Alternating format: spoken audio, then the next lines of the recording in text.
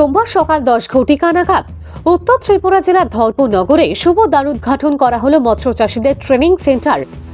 রাজ্য সরকারের মৎস্য দপ্তরের উদ্যোগে মৎস্য চাষীদের জন্য নবনির্মিত ট্রেনিং সেন্টারের শুভ দ্বারোদ্ঘাটনে উপস্থিত ছিলেন রাজ্যের বিধানসভার অধ্যক্ষ বিশ্ববন্ধু সেন ও ধর্মনগর পৌর পরিষদের চেয়ারপারসন মিতালি রানী দাস সেন। তৎসঙ্গে উপস্থিত ছিলেন ভাইস চেয়ারপারসন মঞ্জুনাথ ও উত্তর ত্রিপুরা জেলা মৎস্য দপ্তরের উপ অধিকর্তা বিজয় রায় সহ মৎস্য দপ্তরের বাস্তুকার চিরাং রিয়াং সহ অন্যান্যরা। অনুষ্ঠানে মৎস্য দপ্তরের উপ অধিকর্তা বিজয় রায় বলেন যে মাছ ত্রিপুরার রাজ্যের জনগণদের জন্য একটি অতি গুরুত্বপূর্ণ খাবার, তাই সাময়িকভাবে রাজ্যে মাছের ডিমান্ড প্রচুর পরিমাণ। বর্তমানে উত্তর ত্রিপুরা জেলায় যে মাছ উৎপাদন হয় তার থেকে ডিমান্ড কিছুটা বেশি রয়েছে, তাই এখনও কিছু সংখ্যক মাছ বহিরাজ্য থেকে আমদানি করতে হয়।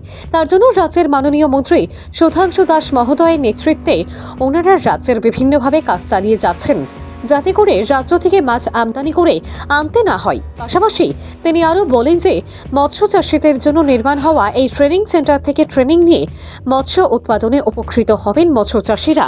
ভানুচন্দ্রের রিপোর্ট, আসাম প্রাইম নেটওয়ার্ক।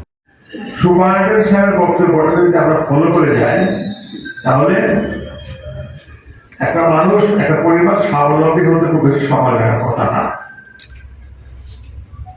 তার জন্য সবচেয়ে বড় প্রয়োজন কি?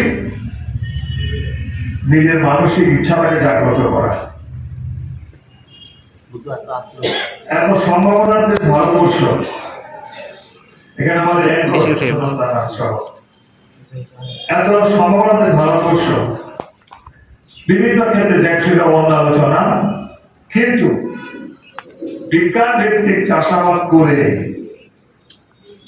একজন কৃষক, একজন মৎস্য ব্যবসায়ী, একজন শুকর ব্যবসায়ী, একজন হাঁস মুরগি পালনকারী ব্যবসায়ী, গরু বাছুর পালন করা ব্যবসায়ী, মোষ পালন করা ব্যবসায়ী, গার্ডেনিং করে ফুল গাছ লাগিয়ে ব্যবসা, ফল গাছ লাগিয়ে ব্যবসা, প্রতিটি ক্ষেত্রে ক্ষেত্রে কিন্তু সরকার সুযোগ দিচ্ছে।